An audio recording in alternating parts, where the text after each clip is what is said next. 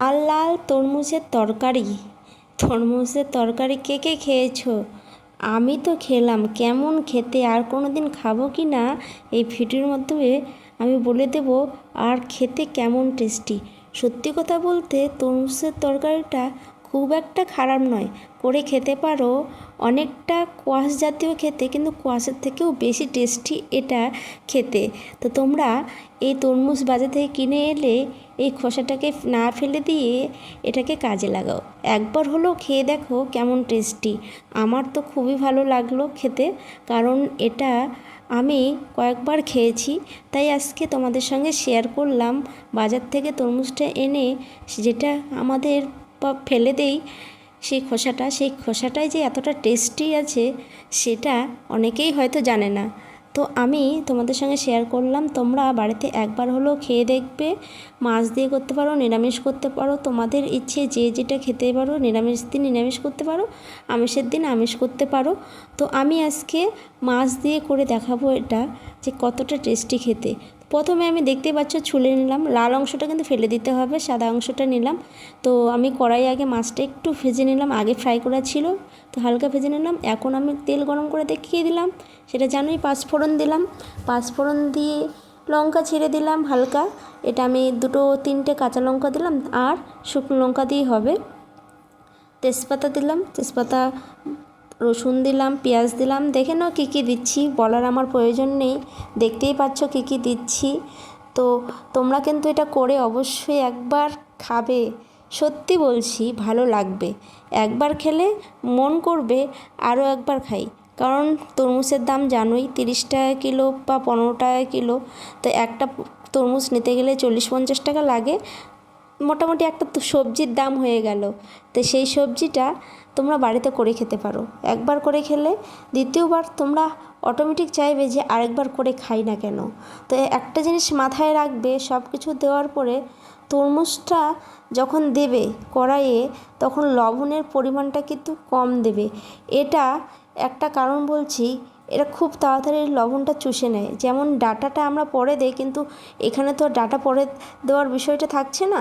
তাই প্রথমত লবণটা একটু হালকা পরিমাণে দেবে, যেহেতু লবণটা হালকা ঢোকে। তোমরা যখন তরকারি কষবে, কষার পরে যখন তরকারির যে পরিমাণে জল হয় সেই অনুযায়ী লবণটা পরে দেবে, কিন্তু প্রথমত কম দেবে, ঠিক আছে? আর আগে যদি টমেটো দাও তাহলে একটু হালকা দিতে পারো। তো প্রথমেই বলে রাখছি, এটা কিন্তু লবণ তাড়াতাড়ি চুষে নেয় ডাঁটার মতন। যেমন সজনা ডাঁটা হোক বা যে কোনো ডাঁটা করলে লবণটা চুষে নেয়, ডাঁটার মধ্যে ঢুকে যায়। তো আমরা কী করি, প্রথমেই লবণের পরিমাণটা কম দেই। তো এখানেও তাই করতে হবে, মিডিয়ামে একটু হালকা লবণটা কম দিতে হবে, লবণটা পরে বা দিতে হবে। তো দেখো আমার মোটামুটি সব দিয়ে একটু হালকা করে ভেজে নিচ্ছি। ভেজে নেওয়ার পরে আমি জল দেবো সেদ্ধ করানো। আরেকটা কথা, জল যে দেবে তোমরা, জলের পরিমাণটা একটু বেশি দেবে, কারণ এটা যেহেতু শক্ত পরিমাণ সবাই জানো, তাই একটু সেদ্ধ হতে টাইম লাগবে। তাই জলের পরিমাণটা একটু বেশি দেবে, আর বারবার করে দেখবে যে সিদ্ধ হয়েছে কি না। তো আমাদের মোটামুটি ভাজা হয়ে গেছে। হওয়ার পরে আমি কি করলাম, একটু এখন জল দেব।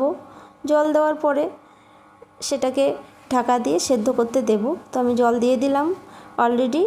এখন আমি এটাকে সেদ্ধ করতে দিয়ে দেবো। যতক্ষণ না সেদ্ধ হয় ততক্ষণ একটু গল্প করি, ঠিক আছে? আমার গল্প করার মাধ্যমেই আমি চলে আসলাম। তো চলে আসলাম আবার, দেখো সেদ্ধ হয়ে গেছে অটোমেটিক। সেদ্ধ হওয়ার পরও আমি মনে হলো আমার বর বলছে সেদ্ধ হয়ে গেছে। তো আমি বললাম দেখি খুন্তি দিয়ে নাড়িয়ে যে সিদ্ধ হয়েছে কি না।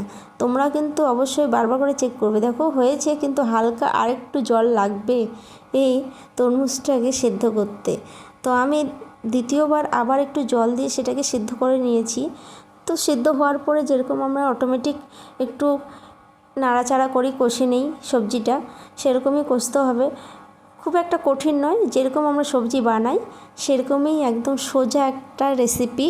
তো আমি অনেকবার খেয়েছি, তাই আজকে তোমাদের সঙ্গে শেয়ার করলাম। অবশ্যই কিন্তু বাড়িতে তোমরা একবার হলেও খাবে, কিন্তু আমি বারবার করে বলছি, খেলেই বুঝতে পারবে কতটা টেস্টি। তো দেখো আমার মোটামুটি কষা হয়ে গেছে। দেখো আমি কষতেছি, কষা হয়ে গেছে, কালার অটোমেটিক চলে এসেছি।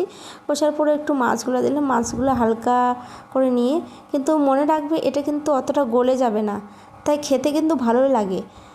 যারা অনেকেই গলা পছন্দ করো না, কোয়াশ হচ্ছে গলে যায়, কিন্তু কোয়াশ এটা গলবে না, তো কোয়াশের থেকে একটু বেটার খেতে। ঠিক আছে, আমার দেখো হয়ে গেছে, জলের পরিমাণ দিলাম আমি, এখন আমি একটু ফুটিয়ে নেব, ফুটিয়ে নিয়ে আমি নামিয়ে নেব। এই সবজিটা কষা কষা করে তোমরা রুটি দিয়েও খেতে পারো, কষা কষা করলে আরও টেস্টি হয়।